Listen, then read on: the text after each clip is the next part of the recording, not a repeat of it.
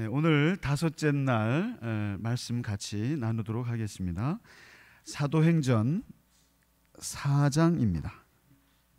사도행전 4장 5절로 12절까지 말씀입니다.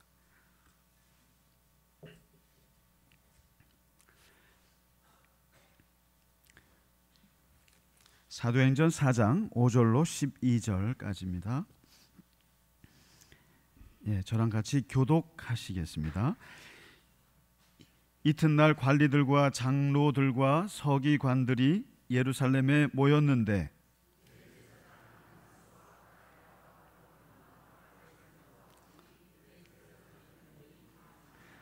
사도들을 가운데 세우고 묻되 너희가 무슨 권세와 누구의 이름으로 이 일을 행하였느냐?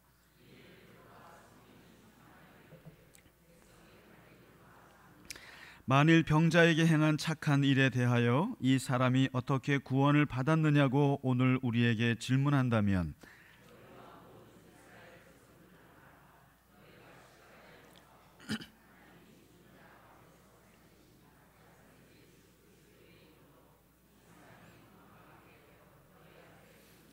이 예수는 너희 건축자들의 버린 돌로서 집 모퉁이의 머릿돌이 되었느니라.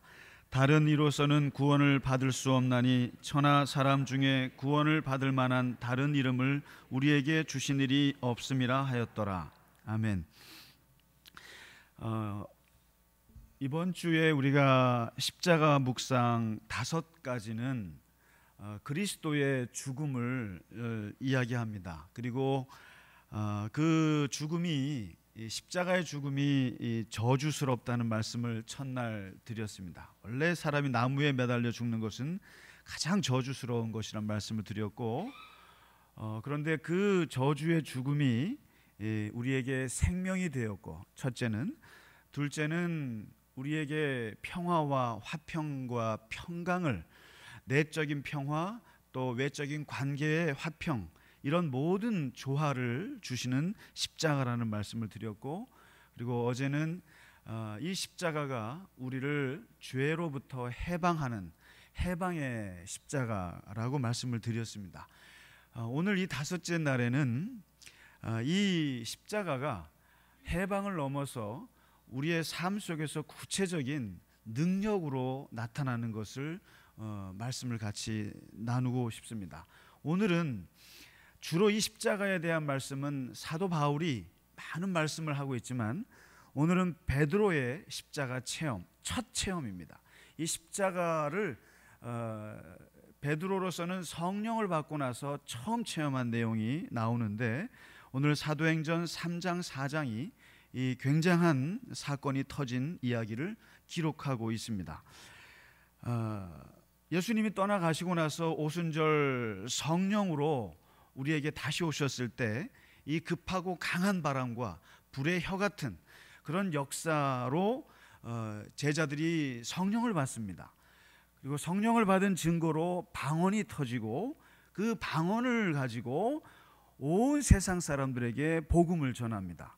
그러면서 베드로의 담대하고 감동적인 설교가 2장에서 쭉 기록이 되어 있습니다.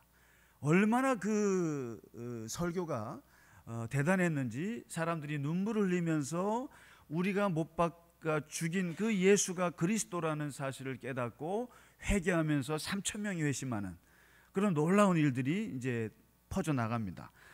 그리고 나서 2장 말에 예루살렘 교회가 탄생이 되고 그 교회가 은혜로 왔다 하는 얘기를 하고 나서 오늘 3장에 보시면 거기에 첫 사건이 터집니다. 이 십자가의 능력이 어떻게 터져나가는가를 보여주는 중대한 사건이 터지는데, 바로 예루살렘 성전에서 평생을 40년 동안을 그 성전 미문에 앉아서 일어나지 못하는 안진뱅이, 이 40대 남자인데, 이 사람이 베드로와 요한에 의해서 고침을 받는 사건이 터집니다.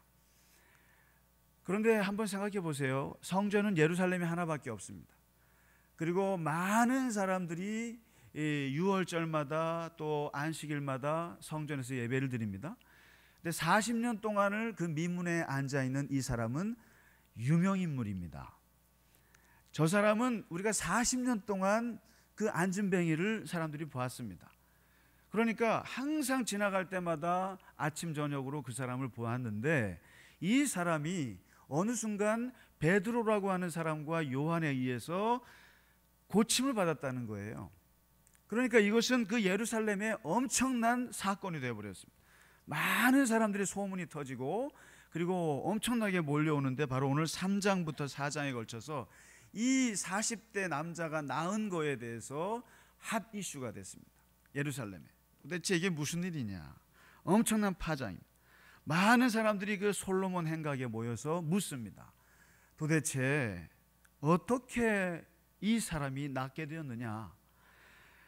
일반 백성들만 모인 게 아니라 오늘 4장에 보시면 고위 관리들, 장로들, 서기관들, 대제사장 안나스, 이렇게 그 당시에 대제사장 실명까지 기록을 했습니다. 부활을 믿지 않는 사두개인들까지 관심을 가지고 이 사건을 사람들이 묻습니다. 도대체 이 사람을 어떻게 걷게 했느냐? 40년 동안 성전 미문에 앉아있는 이 사람을 누가 일으켰느냐? 베드로와 요한이 그랬다, 이렇게 소문이 나니까 아예 이제 이 서기관들과 이 종교 지도자들이 그들을 세워놓고 얘기합니다. 4장에 보시면 너희가 도대체 무슨 권세로, 무슨 권위를 가지고, 그리고 누구의 이름으로 이 40년 동안 이 앉아 있었던 이 사람을 걷게 했느냐 하고 묻습니다. 이제 그 질문에 베드로가 대답하는 내용이 오늘의 말씀의 중요한 핵심입니다. 3장 12절에 이야기이기 때문에 한번 좀 보시면, 이제 3장 12절에 그 쏟아지는 질문에 베드로가 하는 대답입니다. 왜 놀라느냐? 왜 놀라느냐? 당신들은 왜 우리를 자꾸만 주목하느냐?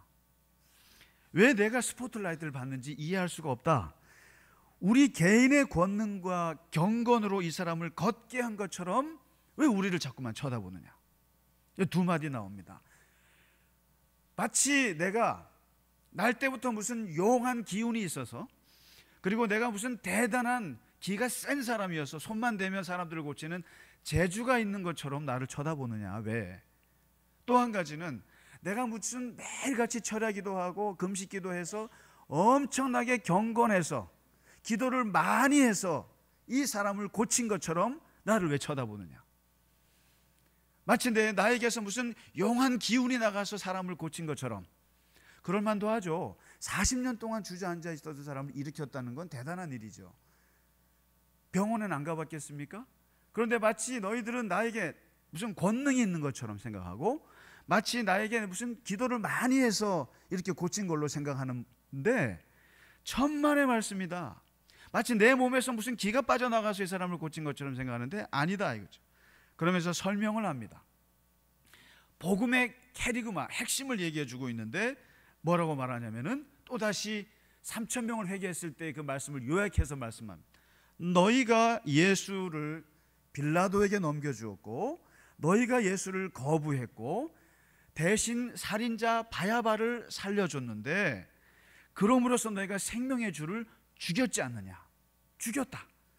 그러나 하나님께서 이 예수를 죽은 자 가운데서 다시 살리셨도다. 우리는 이 일에 직접 목격한 증인이다. 마르투스다. 직접 봤다. 예수께서 십자가에서 죽으시고 너희가 죽였고, 그리고 하나님은 그를 살렸다. 우리는 그것을 보았다. 그러면서 이 사람을 어떻게 살렸느냐고, 이 사람을 어떻게 걷게 했느냐고, 그러면서 3장 16절에 대답을 해줍니다.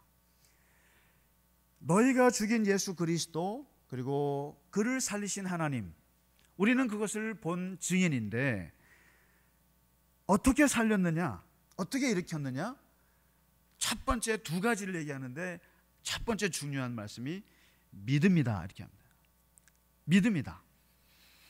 16절에 예수 그리스도의 이름을 믿음으로 그 이름이 이 사람을 성하게 했느니라. 예수 그리스도의 이름을 믿음으로 이 사람이 걷게 되었느니라. 예수로 말미암아 난 믿음이 이 사람을 완전히 낫게 하였느니라. 예수로부터 나온 믿음이라는 거죠. 십자가의 죽음, 그러니까 이 비참한 죽음이거든요. 아주 억울한 죽음이에요.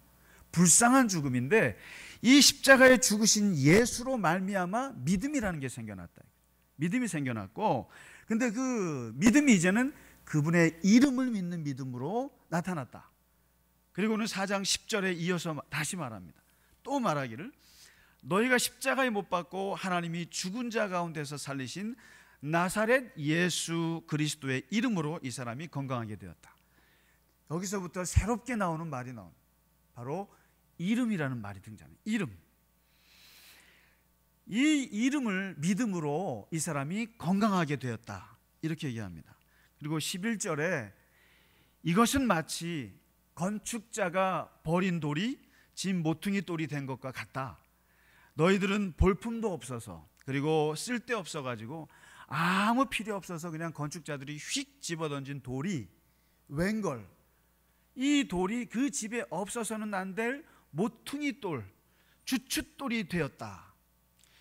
이게 그리스도의 십자가를 설명하는 가장 아름다운 비유 중에 하나입니다. 그냥 휙 집어던진 돌이 그게 그 집의 주춧돌이 됐다 이거죠. 예수의 십자가가 그런 것이다.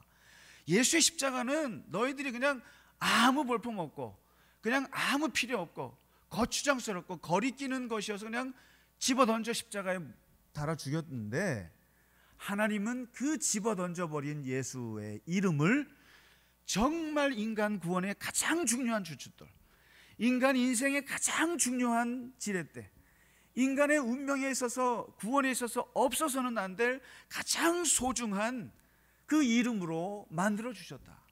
이게 십자가의 역설인데, 이 십자가의 고통과 십자가의 죽음, 이것이 이제는 예수의 이름으로 변화되기 시작했습니다. 그러면서 이제는 이 십자가의 능력이 됐다는 거예요. 이름을 믿음으로써. 여기서 이제 베드로가 자꾸만 얘기합니다. 그리스도의 이름. 왜 자꾸만 이름을 얘기하는가? 이름 속에 모든 게 다 있습니다. 어제 제가 수련원을 다녀와서 안치 예배를 드렸는데 우리 장로님의 이제 장인 장모님을 모셨어요. 근데 이제 그분들을 이장을 해서 모시는데 제가 그랬어요. 여기는 납골도 없고 여기는 수목장도 아니고 그리고 부모님을 만질 만한 그것도 없고 이제 뿌리면 끝이신데 여기에서는 오직 그냥 볼 수 있는 것은 메모리얼홀에 이름 석자밖에 없어요. 그런데 왜 이름 석자 하나 붙이는 거 그거 하나 가지고 여기다가 모시느냐? 그런데 이름 속에 사실 그 사람의 모든 인생이 담겨 있거든요. 이름 석자에 그 사람의 모든 능력이 그 속에 다 있습니다. 그리고 이름 석자에 그 사람이 어떻게 살아왔는지, 어떤 능력이 있었는지, 어떤 성품이었는지, 어떤 운명으로 살았는지 그 이름 석자를 보면 그분과 함께 살았던 사람들은 다 기억할 수 있습니다. 이 일의 증인들은 이름만 보면 되는 것입니다. 다른 거 필요 없습니다. 그러니까 오늘 지금 예수 그리스도의 이름으로 나왔다라고 할 때는 이 이름이, 우리는 그 이름만 들으면 예수님께서 어떻게 살아오셨는지, 어떤 일을 하셨는지, 그리고 어떤 말씀을 하셨는지, 어떤 성품이셨는지, 어떤 고난과 어떻게 부활했는지 베드로는 다 보이는 거예요. 그 이름만 외치면 이름 속에 다 들어있는 거니까 세계 모든 나가 있는 대사들은 다 누구의 이름으로 합니까? 대한민국의 이름으로 하죠. 대한민국의 이름으로 하면 아무도 무시 못합니다. 옛날에 고대 세계의 모든 대사들, 모든 그 사신들은 다 당당하게 나갑니다. 왜요? 왕의 이름으로 나가기 때문에, 우리 황제의 이름으로 나가기 때문에 그 사람을 죽였다간 큰일 납니다. 모든 직원들은 누구 이름으로 나갑니까? 회사의 이름으로, 그 회장님의 이름으로 나갑니다. 그러면 그 이름 속에 능력이 있고 그 이름 속에 아무도 그거에 대해서 토를 달 수가 없습니다. 근데 이제 십자가에 비참하게 죽으신, 세상 사람들이 버려진 그 예수의 이름이 이제는 엄청난 능력의 이름이 됐다는 거예요. 그래서 오늘 베드로가 말합니다. 어떻게 고쳤느냐고? 내가 기도 많이 해서 내 속에서 무슨 대단한 기가 빠져나가서 천만의 말씀, 예수 그리스도의 이름으로 이 사람이 나왔다. 이름 속에 모든 것이 다 있다. 그리고 나서 중요한 것은 십자가의 능력이 우리에게 능력이 되려면 예수의 이름을 믿어야 합니다. 그분의 이름을 믿어야 돼요. 믿음이 있어야 합니다. 그 이름을 외쳤을 때 그 이름 속에 주께서 어떻게 하셨는지 그 믿음이 있어야 됩니다. 근데 이제 두 번째는 오늘 3장 6절로 한번 가시면 이게 정말 중요한 핵심이죠. 십자가의 능력이 예수의 이름만 부른다고 되느냐? 우리가 그냥 그러면은 예수의 이름으로만 하면 되느냐? 그냥 아무 생각 없이. 그게 아니라는 거예요. 그 믿음에는 깊이가 있는데 어떤 깊이를 말하냐면은 3장 6절과 4장 12절에 베드로가 그 비결을 얘기해 주고 있습니다. 3장 6절에 실제로 그 안전뱅이를 일으킬 때 했던 말이 있어요. 예수 그리스도의 이름으로 일어나 걸으라, 이것만 한 게 아니라 그 전에 먼저 했던 말이 한마디가 있습니다. 뭐냐면 내게는 은도 없고 금도 없다. 이게 중요한 말씀입니다. 예수 그리스도 이름으로 걸어라, 이것도 중요하지만 그보다 더 중요한 것은 내게는 네가 원하는 은도 없고 금도 없다. 나 돈 없다, 이겁니다. 그 다음에 4장 12절에 이런 얘기를 합니다. 나는 다른 이로서는 구원을 받을 수 없나니 천하 사람 중에 구원을 받을 만한 다른 이름을 우리에게 주신 일이 없다고 나는 생각한다. 이게 뭡니까? 예수를 믿는 믿음이라고 하는 것은 굉장히 배타적이어야 됩니다. 굉장히 독선적이어야 돼요. 이게 무슨 말이냐면 내게 금도 있고 은도 있고 의지할 만한 물질도 있고 사람도 있으면서 예수의 이름으로 선포했을 때 그 능력이 안 됩니다. 절대로 그것은 능력이 될 수가 없습니다. 오늘 십자가의 그 피가 우리에게 능력이 되려면 은과 금은 접어버려야 한다는 겁니다. 오직 예수의 이름만이 나에게 남아있을 때 능력이 되는 것이지, 예수의 이름도 있고 은도 있고 금도 있고 물질도 있고 돈도 있고 다 있으면 능력이 안 된다는 얘기예요. 그리고 말씀하시기를 구원은 누가 이루느냐? 예수 외에는 그 누구도 구원할 수 없다고 믿어야 돼요. 저는 학문적으로나 윤리적으로 다른 종교를 비하하지 않습니다. 여러분들 저한테 느끼셨을 거예요. 제가 다른 종교를 비하하는 거 보셨어요? 절대 비하 안 합니다. 굉장히 존중합니다. 그러나 신앙적으로는 저는 그들의 경전도 읽고 그들의 가르침도 듣고 심지어는 만나서 대화도 해요. 스님들 만나서 많은 대화도 하고 아무 거리낌 없이 저는 만납니다. 그러나 분명한 것은 저는 신앙적으로 부처님이 우리를 구원한다고 절대 믿지 않습니다. 마호멧이 우리를 구원할 수 있다고 절대 믿지 않아요. 저는 오직 나를 구원하신 분은 예수밖에 없다고 저는 아주 배타적으로 믿는 사람입니다. 신앙적으로는. 다시 말해서 진정한 능력이 되기 위해서는 다른 것들이 접어져야 된다는 겁니다. 그래서 인노센트 4세가 토마스 아퀴나스 카톨릭의 위대한 학자와 함께 라테란 성당에 앉아가지고 그 발코니에 앉아서 이렇게 보고 있는데 각국에서 들어오는 헌금이 엄청나게 많이 들어와요. 엄청나게 헌금이 들어오니까 인노센트 4세 교황이 얘기합니다. 이 사도행전 3장을 얘기합니다. 야, 이보시오. 이렇게 교황청에 헌금이 많이 들어오는 걸 보면 이 베드로 사도처럼 은과 금이 없다, 이런 구차한 얘기는 이제는 할 필요가 없는 때가 됐어. 참 흐뭇해합니다. 그때 토마스 아퀴나스가 한숨을 푹 쉬면서 하는 말입니다. 뭐라고 하냐면은 그렇죠. 은과 금이 들어오니까 그렇죠. 오늘날 우리 교회는 은도 많고 금도 많지요. 그런데 안진뱅이에게 일어나 걸으라 라고 하는 예수 그리스도의 이름의 능력은 없어졌습니다. 우치무라 간조 같은 일본의 유명한 신학자는 말하기를 이런 말까지 했습니다. 나는 차라리 가룟 유다가 부럽다. 가룟 유다는 차라리 팔아버릴 예수라도 있었으니까 부럽기라도 하다. 근데 오늘날 우리 교회는 팔아버릴 예수조차도 없다. 다시 말해서 뭔가 팔아서 능력이라도 좀 챙길 만한 예수조차도 우리 안에 없다는 아주 비참한 얘기를 우찌무라 간조가 얘기했습니다. 이 토마스 아퀴나스가 돈은 많고 물질도 많고 우리가 기댈 것도 많지만 그러나 정작 우리가 일어나 걸으라고 하는 예수 그리스도의 이름이 우리에게는 없지 않느냐. 얼마나 비참한 얘기입니까?